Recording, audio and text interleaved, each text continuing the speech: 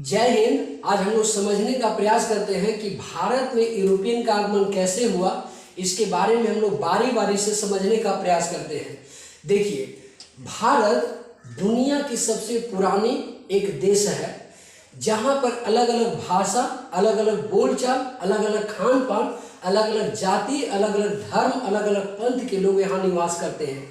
इसलिए भारत को दुनिया का सबसे खूबसूरत देश के रूप में जाना जाता है। चलिए आइए हम लोग भारत में यूरोपियन के आगमन के बारे में समझते हैं।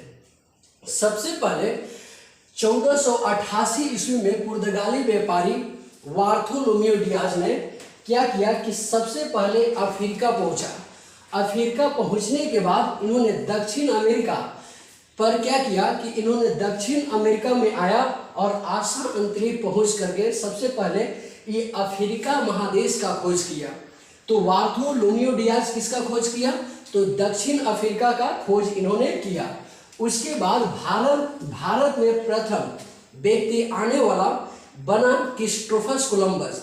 भारत की खोज के लिए क्रिस्टोफर कोलंबस ने 1492 ईस्वी को निकला और 1492 ईस्वी के जैसी निकला तो इसकी गलती की वजह से जैसी आया तो आने के बाद भारत के पास में एक पड़ोसी देश है जिसका नाम है मेडागास्कर। मेडागास्कर के लोगों से पूछा कि क्या ये भारत है? तो क्रिस्टोफर कोलंबस को मेडागास्कर के लोग कहा कि नहीं, ये भारत नहीं है, आप पश्चिम दिशा में चले जाइए, आपको भारत वहीं पर मिल जाएगा।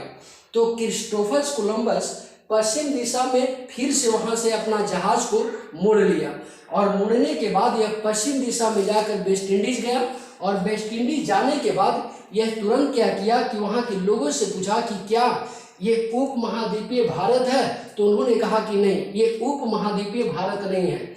तो इन्होंने कहा कि नहीं, ये उप महाद्वीपीय भारत है। इसलिए यहाँ के लोगों को क्रिस्टोफर कोलंबस रेड इंडियन कहा। इसको क्या कहा? रेड इंडियन कहा। तो अमेरिका के लोगों को क्या कहा जाता है? रेड इंडियन कहा जाता है।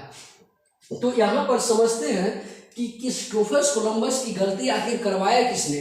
तो क्रिस्टोफर कोलंबस की गलती सबसे पहले कराया था मेडागास्कर ने और मेडागास्कर के लोगों की गलती की वजह से क्रिस्टोफर कोलंबस आया था भारत की खोज करने के लिए। खोज दिया किसको? तो अमेरिका को खोजा और अमेरिका के लोगों को क्या कह दिया? रेड इंडियन कहा।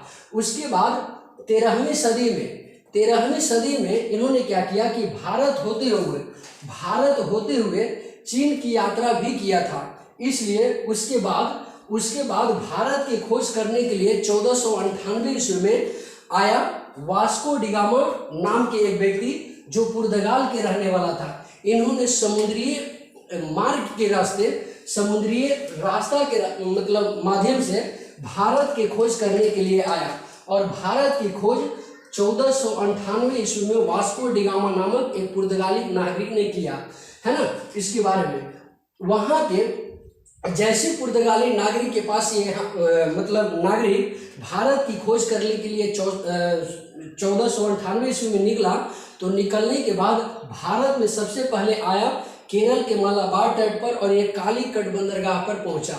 वहां पर भारत के स्थानीय शासक यानी राजा जैमोरिन से इनकी मुलाकात हुआ। राजा जैमोरिन ने क्या कहा कि स्वागत के लिए वास्को डी गामा को भरपूर यहाँ पर स्वागत किया, जिससे खुश होकर वास्को डी गामा बहुत ज़्यादा जैमोरिन को मानने लगे। जैमोरिन को क्या किए कि यहाँ पर अपने जहाज़ों पर बैठा करके और राजा जैमोरिन को पूरा समुद्र की सैर कराया। जैसी समुद्र की सैर कराया जिससे खुश होकर राजा जैमोरिन ने अपनी पत्नी को भी कहा कि चलिए नया एक जहाज आया है, ये व्यक्ति पुर्तगाल से चल करके हमारे देश में आया है, चलिए इस जहाज पर आप भी बैठिए। तो राजा जैमोरिन की पत्नी और राजा जैमोरिन और वास्को डी गामा क्या किए कि पूरी तरह से समुद्र का सैर किए, जिससे खुश होकर राजा जैमोरिन की पत्नी और जैमोरिन दोनों क्या किए कि वास्को डी गामा को कहे कि आप जो मांगिएगा हम आपको वो दे देंगे। तो पता है वास्को डी गामा कहा कि नहीं, मांगने के लिए भारत में क्या है, हमारे पास कुछ भी नहीं है।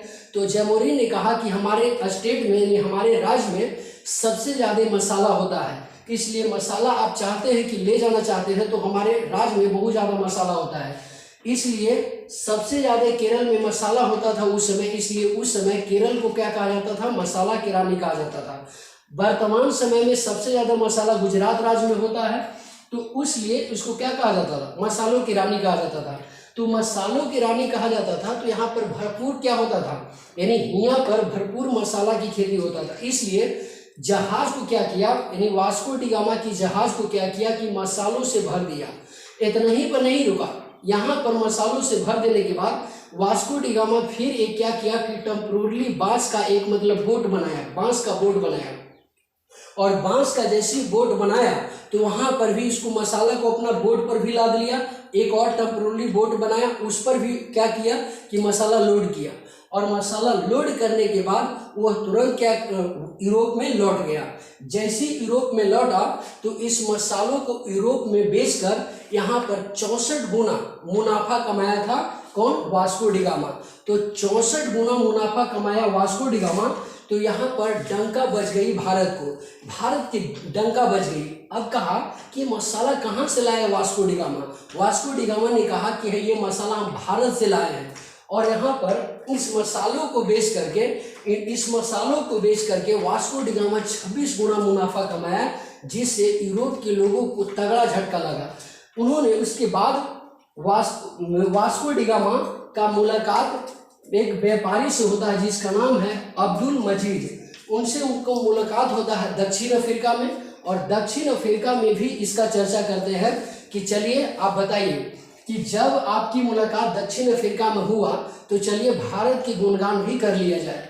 तो अब्दुल मजीद से वास्को डी गामा ने भारत के बारे में बताया कि भारत एक खूबसूरत देश है, यहाँ पर बहुत ज़्यादा मसाला होता है, यहाँ की मसालों दुनिया में सबसे प्रसिद्ध मसाला है। इसलिए यहाँ पर क्या किया कि सबसे पहले अब्दुल अजीज को भारत के बारे में वास्को डी गामा ने बेहतरीन तरीका से बताया। अब उसके बाद यूरोप के लोगों ने सबसे ज़्यादा डंका पीट दिया भारत के बारे में कि यहाँ की मसाला सबसे प्रसिद्ध मसाला है, यहाँ पर जाइए आपको खूब मसाला होता है, खूब मिलेगा। और यूरोप वासी ज़्यादा चटक मटक खाता है, यानी चटक मतलब का मतलब होता है ज़्यादा मसालादार खाता है। इसलिए यूरोप के लोगों ने इस मसाला का डिमांड बहुत ज़्यादा किया और यूरोप में हमारी मसाला जा कर के छा गई, यानी भारतीय मसाला जाकर छा गई। और जैसी छाई तो यूरोप के अधिकांश देशों के नागरिक भारत में आना चाहा। सबसे पहले यूरोप के नागरिक ने हल्की किस्म के एक जहाज बनाया था, जिस जहाज का नाम था कैरेवल जहाज। कैरेवल जहाज में इन्होंने क्या किया कि हल्के और तेज चलने वाला एक जहाज बनाया जो पुर्तगाल के नागरिकों ने बनाया, और ये समुद्र में बहुत तेज चलती थी। इस जहाज पर क्या किया था कि इस मसाला को सबसे ज़्यादा ढोने का प्रयास किया था वास्को डी गामा। तो वास्को डी गामा ने ही इसका प्रयोग सबसे पहले किया था।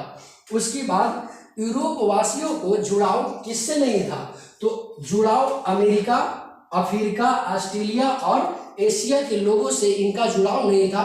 इन देशों का खोज इन्होंने नहीं किया था। उसके बाद हम लोग समझते हैं कि दुनिया का चक्कर सबसे पहले किसने लगाया था, तो दुनिया का चक्कर मैकलन नामक एक व्यक्ति ने लगाया था। दुनिया की चक्कर किसने लगाया था, तो मैकलन नामक एक व्यक्ति लगाया था। फिर उसके बाद न्यूजीलैंड और ऑस्ट्रेलिया की खोज करने के लिए कैप्टन कुक यहाँ पर आए, और कैप्टन कुक ने ही क्या किया कि न्यूजीलैंड का पता लगाया, और ऑस्ट्रेलिया का भी खोज किसने किया, तो ऑस्ट्रेलिया का भी खोज कैप्टन कुक ने ही किया। चलिए इसके बारे में हम लोग और डिटेल से समझने का प्रयास करते हैं। जब पुर्तगाल के लोग यहाँ पर मसाला के बेच करके यहाँ पर 26 गुना मुनाफा कमाया, तो भारत की डंका पूरे यूरोप में बज गई। उसके बाद पुर्तगाल के बाद आया ब्रिटिश ईस्ट इंडिया कंपनी, उसके बाद डच ईस्ट इंडिया कंपनी आई, उसके बाद फ्रांसीसी ईस्ट इंडिया कंपनी आई, उसके बाद डेनिश ईस्ट इंडिया कंपनी आई, उसके बाद स्वीडिश ईस्ट इंडिया कंपनी आई। मैंने भारत में यूरोपियन के भरमार लग गया बिजनेस करने के लिए। तो सबसे पहले पुर्तगाली ने आया 1498 ईस्वी में, ब्रिटिश ने आया 1600 ईस्वी में, डच ने आया 1602 ईस्वी में, और फ्रांसीसियों ने आया 1664 ईस्वी में, और डेनिश ने आया 1616 ईस्वी में, और स्वीडिश ईस्ट इंडिया कंपनी आया 1731 ईस्वी में। आने का भरमार हमेशा भारत में ये लोग को रहते रहा। उसके बाद भारत में इतने सारे मतलब पुर्तगाली पुर्तगाली के बाद ब्रिटिश ईस्ट इंडिया कंपनी, उसके बाद डच ईस्ट इंडिया कंपनी, फ्रांसीसी east India company, Danish east India company, Swedish east India company Bharat में आई। और भारत में आने के बाद धीरे धीरे क्या कर दी कि भारत में व्यापार करने के लिए ये सब कंपनियां भारत में आई। पुर्तगाल के बाद ये पांचों कंपनियां भारत में व्यापार करने के लिए आई, जिसमें सबसे खतरनाक व्यापारी हुआ सबसे ज्यादा British east India company Bharat में व्यापार करने के लिए आई। ब्रिटिश ईस्ट इंडिया कंपनी, और ब्रिटिश ईस्ट इंडिया कंपनी ने कहा कि हम भारत में व्यापार करेंगे। उस समय भारत में शासन चल रहा था, उस समय मुगल शासन चल रहा था। तो मुगल शासन के दौरान वहां पर क्या किया कि ब्रिटिश ईस्ट इंडिया कंपनी ने भारत में बिजनेस करने की अनुमति मांगी, यानी व्यापार करने की अनुमति मांगी। और भारत में आया था ब्रिटिश ईस्ट इंडिया कंपनी, यानी ब्रिटिश ईस्ट इंडिया कंपनी सन 1600 ईस्वी में आया था व्यापार के लिए। लेकिन भारत में धीरे धीरे ये कंपनियां भारत को क्या कर दिया, धीरे धीरे गुलामी के जंजीरों में ढकेल दिया, जिसके बाद भारत 200 सालों तक अंग्रेजों का गुलाम रहा था। इस तरह से भारत में यूरोपियन का आगमन हुआ था, और आगमन होने के बाद भारत को धीरे धीरे बर्बाद करने का फैसला यूरोप के एक देश था जिसका नाम था जिसको नाम था ब्रिटेन ने हमारे देश पर धीरे धीरे व्यापार के शुरू से आया, और आने के बाद हमारे भारत को 200 सालों तक क्या कर दिया, गुलाम बना लिया। जिसके बाद भारत को बहुत ज्यादा क्षति हुई। इसको पूरा करने के लिए कई देश यहाँ पर आया, लेकिन इसको पूरा नहीं किया। लेकिन भारत के स्वतंत्रता सेनानियों ने और भारत के महान नेताओं की वजह से अंग्रेजों को 200 साल बाद हमारे देश को छोड़कर भागना पड़ा। ऐसे हमारे भारत के वीर जवानों को हम सलाम करते हैं। ऐसे हमारे महान नेता को बार बार नमन करने का मन करता है, जिन्होंने ब्रिटिश शासन साम्राज्य से इसको छुड़ाने का प्रयास किया। नहीं तो हम लोग पर इतना अत्याचार होता। इसके बारे में हम लोग डिटेल्स में आगे समझेंगे कि स्वतंत्रता सेनानियों ने भारत को आज़ाद करने के लिए और भारत के महान नेताओं ने भारत की आज़ादी के लिए कितनी कठिन मेहनत से भारत की आज़ादी के लिए लड़ाई लड़ी। इसके बारे में हम लोग नेक्स्ट वीडियो में समझेंगे। तब तक के लिए जय हिंद, जय भारत, वंदे मातरम।